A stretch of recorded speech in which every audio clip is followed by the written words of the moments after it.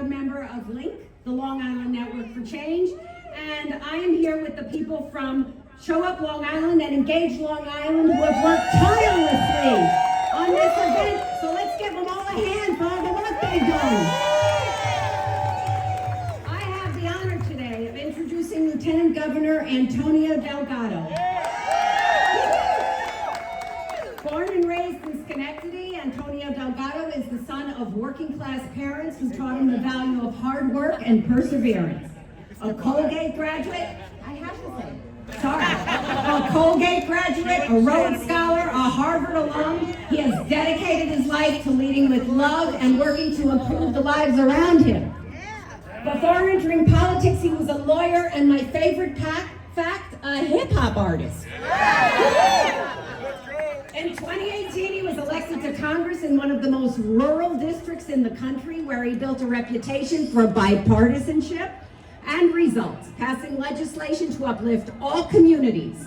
Appointed Lieutenant Governor in 2022 and elected to a full term in November 2022, Antonio has been traveling across New York to listen and fight for everyday New Yorkers. He lives in Rhinebeck with his wife Lacey, their twin sons, and of course, their dog Leroy. Lieutenant Governor Delgado was with us for the first Snow Kings rally. And if you haven't heard him speak, I can assure you, you are in for a treat. It is my supreme pleasure to introduce Antonio Delgado. How we doing out there? Come on now. How we feeling? Lynn, thank you so much for the kind words and the introduction to all the organizers who are here today, and to all the people who are gathered here today out of love. It was noted earlier that there are some folks out there who want to call what's happening today a Hate America rally. Nothing, and I mean absolutely nothing, could be further from the truth. Everybody who's gathered here today is a patriot. Yes. Everybody who's gathered here today loves America.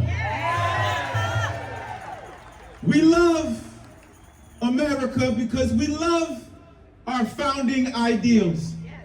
We love equal opportunity. We love justice. We love truth. We love compassion. We love that we are a land of immigrants. We love that no one man is above the law. We love freedom. Don't tell us that we don't love our country just because we stay driven by a desire to make sure we abide by our ideals, that we continue to march forward with our commitment, our collective commitment to perfect our union. For the project of America is a project of unity, not a project of hate, not a project of division, not a project of extremism, but a project of unity, of love and upliftment for everybody. Everybody. So yes, when we love, and we love hard, we fight. We fight and we resist when we see lawlessness. We fight and we resist when we see attempts to silence dissent, silence free press, silence judiciary, silence Congress, silence voices from all walks of life. We fight and we resist out of love of country, love of freedom.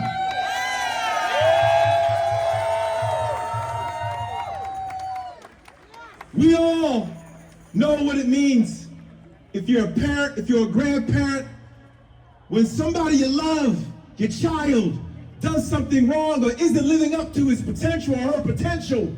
Love drives accountability. Love drives you to put that child, that grandchild, back in line. You can be better.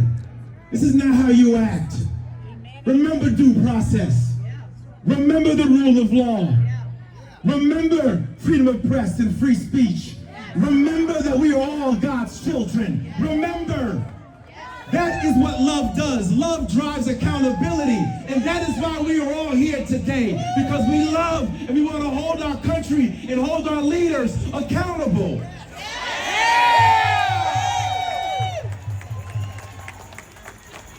So continue to fight. Yes. And do so with love in your heart, a strong, demanding love.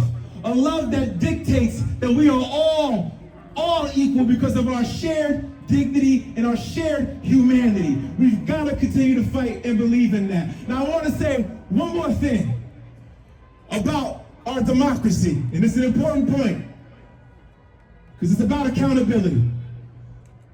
Our democracy is dying. It's on life support. But I want to be clear about something. There are a lot of folks that came before us, our greatest generation that fought in World War II. Remember what they did. They beat back totalitarianism. They beat back Nazism. They beat back fascism. That's our greatest generation. But they were also fighting for economic opportunity and freedom for everybody. And I have to be honest with you people, when you think about why we are where we are, when you think about the poison pill of democracy, it's not the man in the White House who's tearing up our Constitution and disregarding the rule of law.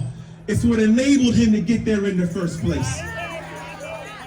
It's economic tyranny. Our system is broken. It's got too much money in it. There's too much concentrated wealth. There's too much corporate power. If we are going to actually make sure people truly believe that democracy can work for them and not fall victim to the whims of an autocrat, we got to make sure democracy truly works for everybody, for all people. 2/3 of folks in this country cannot live paycheck to paycheck, and we can say that's democracy. Top 1% of this country can't own the entire wealth of the middle class and call that democracy. Half this country can go bankrupt for paying a medical emergency bill. That's not democracy. We all have to hold ourselves accountable in this moment and recognize that economic freedom is how we uplift our democracy. Economic equality is how we uplift our democracy. So fight, not just against Trump, but fight for all of us to have an equal share in our society, for all of us to be able to have food on our table and have health care and have housing. Fight for everybody to have a chance here, not just in New York, but all across this country. And let me understand something. This is New York. We are built for this fight. We are the Empire State. We are the home of the suffrage. That's right. It's New York. This is New York. The home of the suffrage movement, Stonewall, LGBTQ+, the founding of the NAACP, the epicenter of tolerance, multiculturalism. This is where the fight will have to be. We are on the front lines, so keep fighting, keep believing, and keep loving. God bless.